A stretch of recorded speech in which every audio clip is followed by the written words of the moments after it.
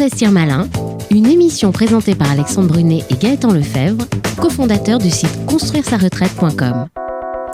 Bonjour à toutes et à tous, investisseurs malins, voici l'heure de votre rendez-vous mensuel consacré aux investissements immobiliers sous toutes leurs formes.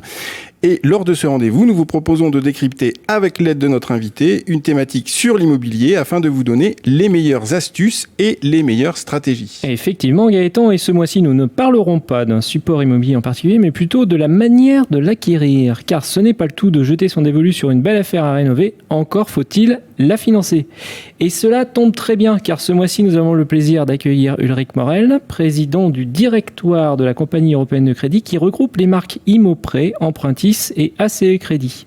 D'ailleurs, petite anecdote, nous avons eu le plaisir d'écrire la première édition de notre livre Immobilier Investir Malin pour préparer l'avenir avec Joël Boumandil, qui était à l'époque président fondateur d'ACE Crédit. Voilà. Alors Ulrich Morel, bonjour. Donc vous êtes considéré comme un acteur majeur de courtage en prêt immobilier. Vous avez financé plus de 9 milliards d'euros il y a à peu près un an. Alors nous vous devons de vous poser cette question régulièrement. On nous annonce effectivement que les taux ont atteint leur niveau le plus bas, que ça ne va plus descendre, que ça va probablement remonter. Quel est votre avis ? Est-ce que réellement on a atteint le niveau le plus bas ? Parce que là on est bas. On est très bas. Alors effectivement, on est très bas, puisque les taux sur 15 ans, on a du 0,50, donc effectivement des taux historiquement bas, qui vont rester durablement bas. Voilà, durablement bas, et je pense que ça maintenant on commence à en avoir une certitude. On sait que tout au long de l'année prochaine, il n'y a aucun risque de remontée de ces taux d'intérêt. Pourquoi ? Parce que la BCE confirme dans le temps une position de taux durablement faible.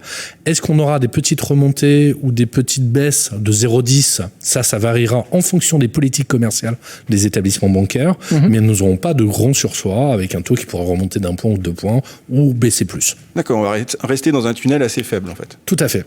Bon, alors, mais les taux étant historiquement bas, que peut proposer un courtier, sachant que la marge de manœuvre est plus réduite que si les taux étaient à 5% comme il y a quelques années ? Alors, le courtier, en fait, qu'est-ce qu'il fait ? Il s'occupe du taux, et vous avez complètement raison, c'est un des éléments du crédit, mais il y a l'assurance, qui est un élément extrêmement structurant. L'assurance, on va avoir des variations qui peuvent osciller de 0,40 en taux standard jusqu'à 0,07. Donc là, il y a des très très grandes variations, du simple au triple. Et puis après, il y a toutes les options et tous les accessoires autour du crédit. C'est-à-dire la garantie, par exemple. Est-ce que j'ai une hypothèque ? Est-ce que j'ai un privilège de prêteur de deniers ? Est-ce que j'ai une société de caution ? Et puis après, les options intrinsèques à l'intérieur du prêt, finalement un peu comme une voiture, c'est un GPS ou pas de GPS. Est-ce que je peux augmenter ou réduire mes échéances ? Est-ce que je peux faire un stop échéance demain si j'ai une difficulté ? Et tout ça, en fait, l'opération de crédit, on la résume souvent à un taux. Et moi, je dis, si c'était qu'un taux, on mettrait des distributeurs automatiques et puis c'est tout. La valeur ajoutée, elle est dans les conditions d'obtention du prêt, finalement. Les conditions et puis après, la préparation du dossier aussi. D'accord. Alors, justement, là, vous venez de citer un panel d'éléments assez importants et assez intéressants par rapport à l'obtention du prêt. Nous, dans l'émission, on essaye de donner un peu des astuces, des bonnes stratégies. Qu'est-ce que vous pouvez proposer à nos auditeurs comme préconisation pour justement maximiser la possibilité de décrocher justement le prêt immobilier ? Alors, ce qui est important, c'est de le préparer en amont déjà.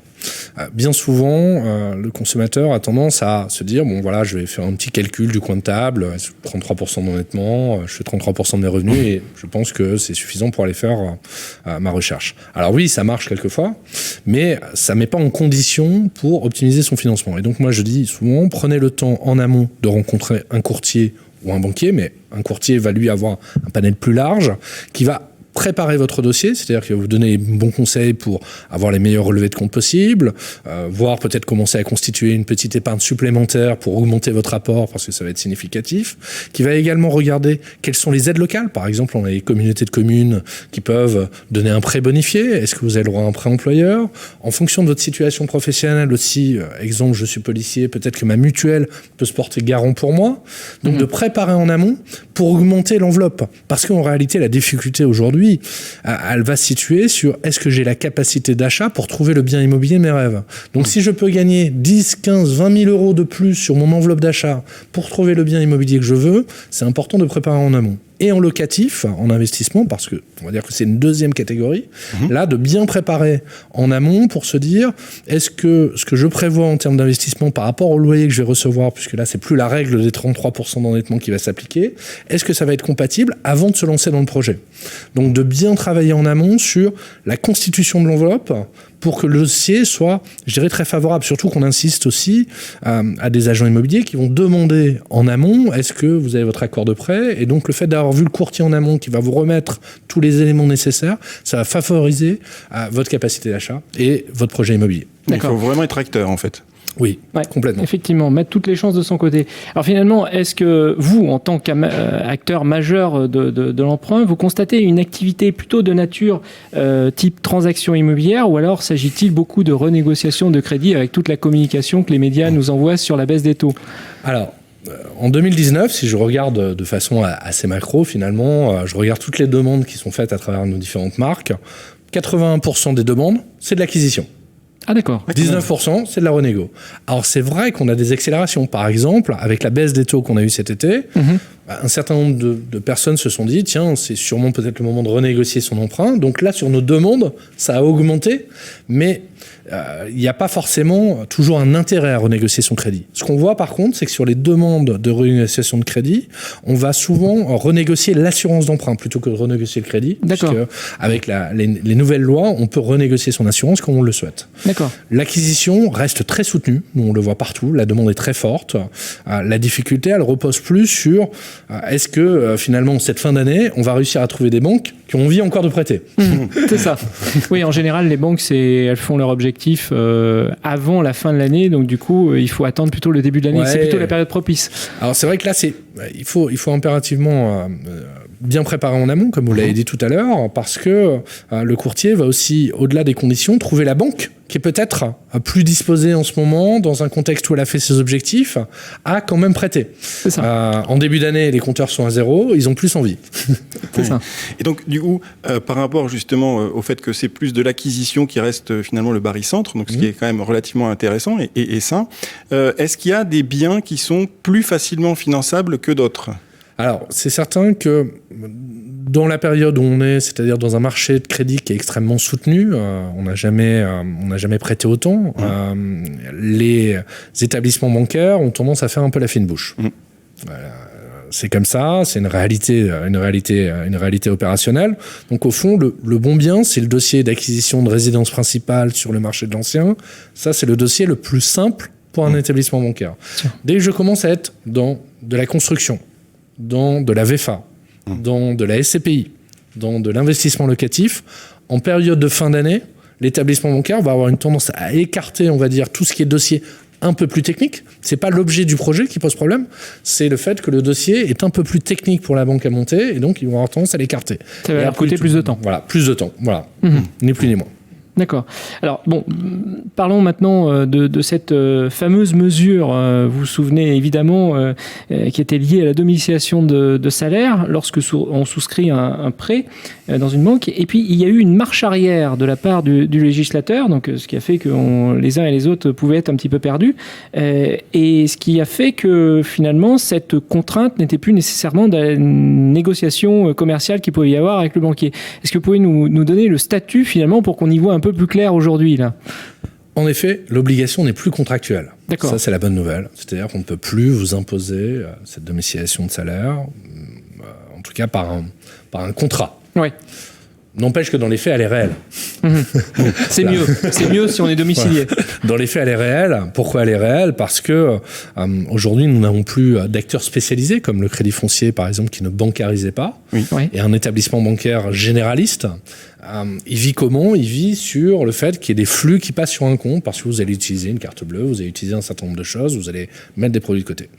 Donc, ils ont souvent tendance à vous dire, oui, si vous voulez pas domicilier, on va remonter de 0,20 le taux, voire de 0,30 ou de 0,40. C'est ça. Le fait d'amener des contreparties importantes à l'établissement bancaire, comme les revenus, ça va faire baisser mécaniquement le taux et ils vont être plus favorables. Dans le temps, effectivement, vous pourriez ne pas rester dans cet établissement bancaire, vous en auriez bien sûr la possibilité, vous êtes libre de manœuvre, mais dans l'absolu, on ne sait jamais de quoi est fait l'avenir. Si un jour vous avez une difficulté financière et que vous avez une difficulté à pouvoir honorer votre crédit, il faut mieux avoir quand même ses revenus dans sa banque si on avait une difficulté et qu'on avait besoin de discuter avec eux. D'accord. Très bien. Alors maintenant, est-ce que le marché du prêt immobilier, on va dire, est-ce qu'il est sain ? Parce qu'en fait, on l'a dit au début, les taux sont historiquement bas. Donc, est-ce qu'on n'est pas dans une période où on pourrait avoir tendance à voir les prix de l'immobilier qui vont flamber ? On le voit d'ailleurs déjà dans certaines régions ou dans certaines villes de France. Et finalement, est-ce qu'on n'a pas un risque d'aller vers l'explosion d'une bulle immobilière ?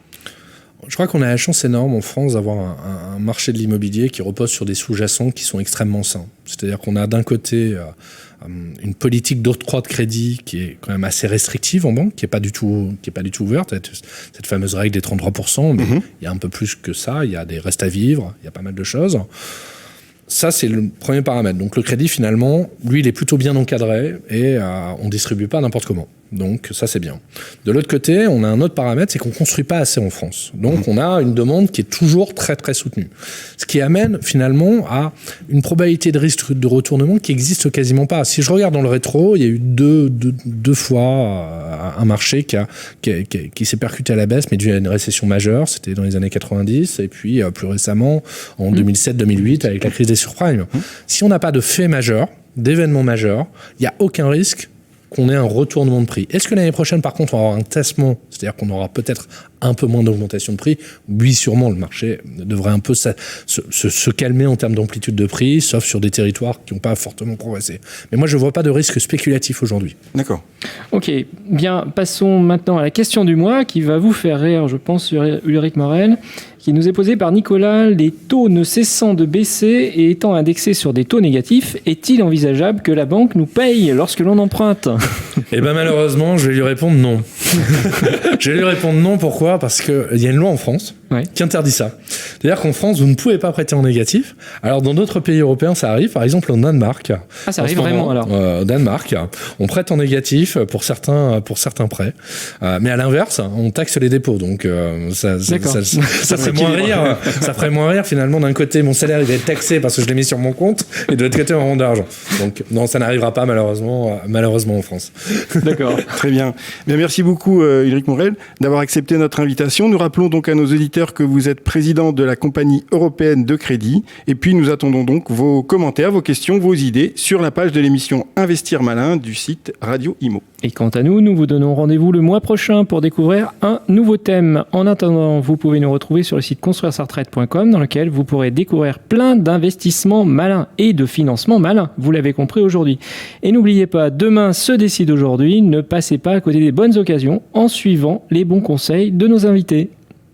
Investir Malin, une émission présentée par Alexandre Brunet et Gaëtan Lefebvre, cofondateurs du site construire-sa-retraite.com.